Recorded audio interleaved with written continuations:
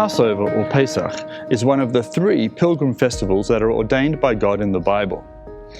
Today, it is probably one of the most widely observed rituals in Judaism, observed by both religious and secular Jews, and many Gentiles also participate in the practice of Passover. At its heart, the story of Passover is a historical experience of the Israelite exodus from Egypt. The biblical story of Passover makes it the oldest story of hope and freedom ever told.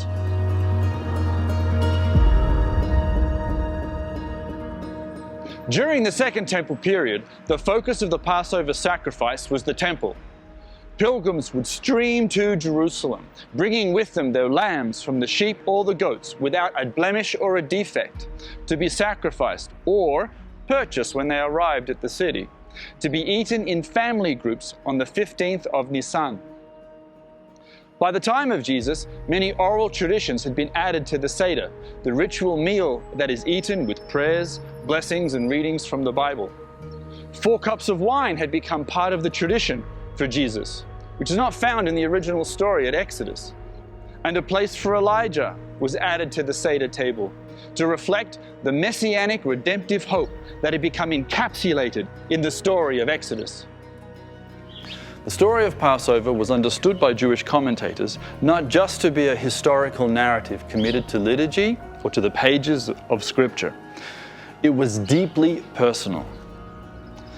The first Passover was not in a temple with priests and altars and worshippers, and it was not in the Promised Land, a land flowing of milk and honey.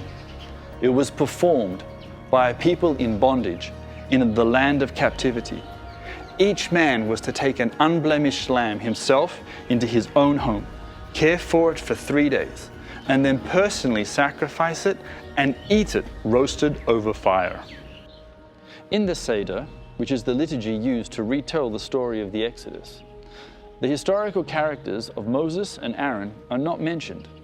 Instead, within the Seder, it mentions contemporary rabbis, Gamliel, Yossi the Galilean, and Rabbi Tarfon. Why is this?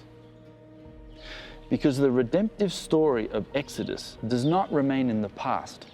It is carried forward into each generation, into the present.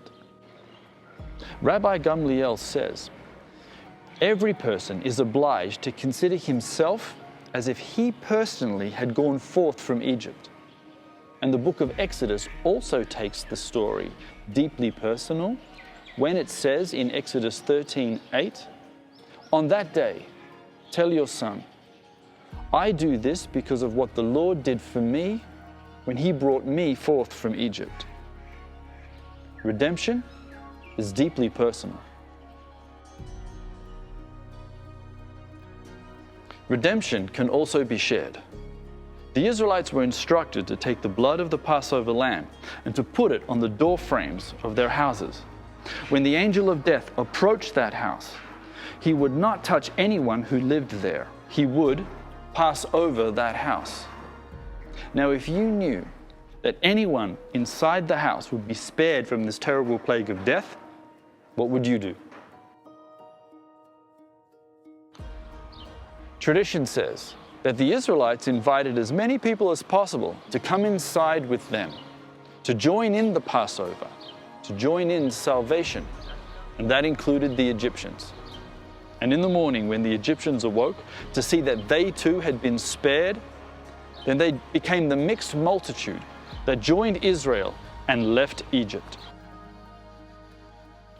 Passover is a national story of freedom, hope, and redemption. But it is also a personal story. We all need to leave Egypt. We all need to share in the blood of the Lamb. Redemption is not something to be kept in the past. It is something to participate today, now, and it is something to share for the future.